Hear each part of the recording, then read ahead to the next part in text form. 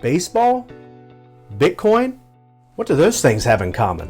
Well, that's what we're going to be talking about today. And it doesn't matter if you're a baseball fan or not, but I bet for sure you know the names Mark McGwire and Sammy Sosa. And that would take us back to 1998. And I can remember both of those guys, they were trying to beat Roger Maris's record for the most home runs in a season. And I can remember the news would be saying things like, McGwire hits 3 home runs. And then the news would go on to say, and Sammy Sosa hits 3 home runs himself. It was just crazy. And they combined to hit 136 home runs.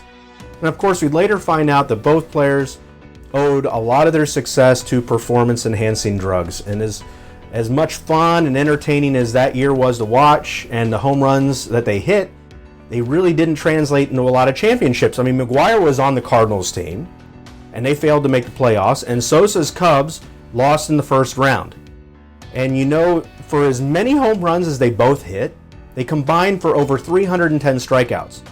And I guess you could say home run hitters are volatile. It's exciting when they succeed, but not so much when they fail. They can hit it over the fence just as easily as they can be sent back to the bench.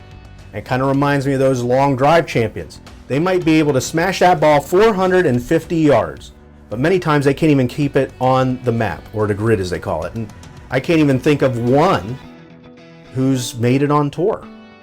So the same can be said for Bitcoin or other forms of cyber currency, cryptocurrency. Now check out this graph for Bitcoin. It can be a volatile experience. And over time, investors have done well, but in the short run, you can get hurt.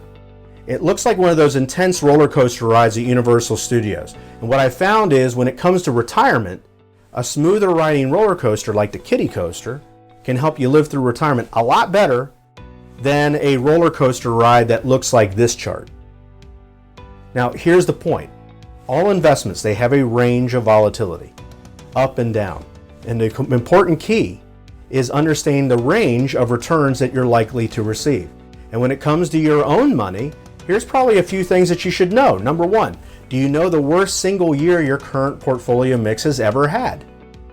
2, do you know if the volatility of one investment is likely to offset the volatility of another? Or are they all the same volatility all the time at the same time? Look at bonds, for instance, right now. Markets are down, so are bonds, and they're moving together. Look at gold right now, since March to May. Double digits losses itself. So a portfolio of just stocks, bonds, and gold is struggling. Whereas a portfolio that's blended between at-risk investments and protected investments is weathering the storm a lot better. Here are a few other questions that you should be asking and that you should know about. When are you likely to tap into your most volatile assets? Hopefully you have enough time to let those recoup. Do you know why you own maybe some of those investments that you have? Do you know statistically what's your best and worst year likely to be? When it comes to investing, ignorance is not bliss. Like home run hitters, strikeouts are going to come. And if they come at the wrong time, you can be pretty vulnerable. And personally, I'm quite concerned about cyber currency or cryptocurrency, largely because its value isn't attached to anything. And given the number of black market operators who use it, I do worry it could be severely regulated or maybe even outlawed in the future. But time's only going to tell on that one.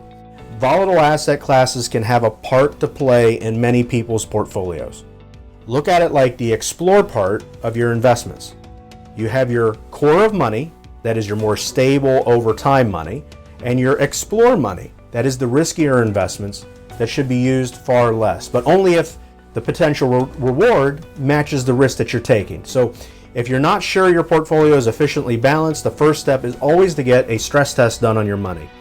A stress test will measure how much risk you have with your money and tell you what is going to happen if you have a base hit, a home run, or if you have a strikeout. It's going to tell you those things.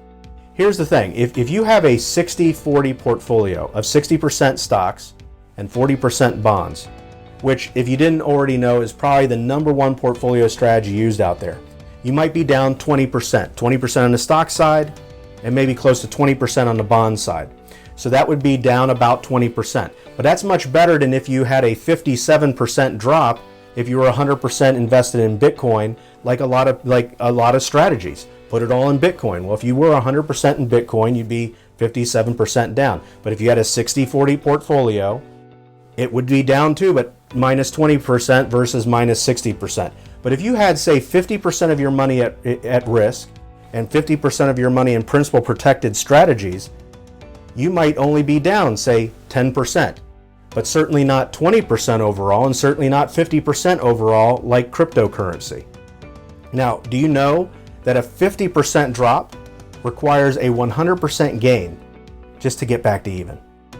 That's the biggest problem when it comes to this, is if you had 100% of your money, just think about it, 100% of your money in crypto, that's down 50%. You need a 100% gain to get back to even. Now, we don't like losses, obviously, but a 57% drop is a pretty big thing.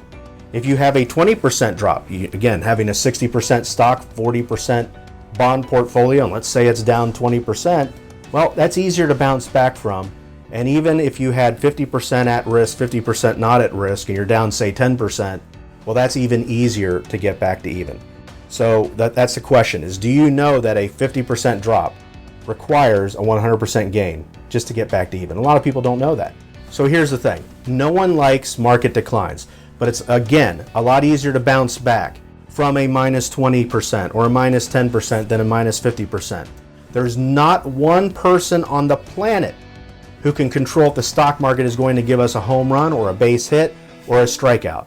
But what good financial planning is, and what we do for our client families, is we help them come up with the right mix so that we can continue to have chances at the plate and live to bat another day. And we have some great videos that are going to be coming out soon on what we're seeing with the housing market. Is it in a bubble or not? And if you have some questions or need a stress test done on your money, you can just click on the link below and we'll do that for you. Until next time, see you later, everybody.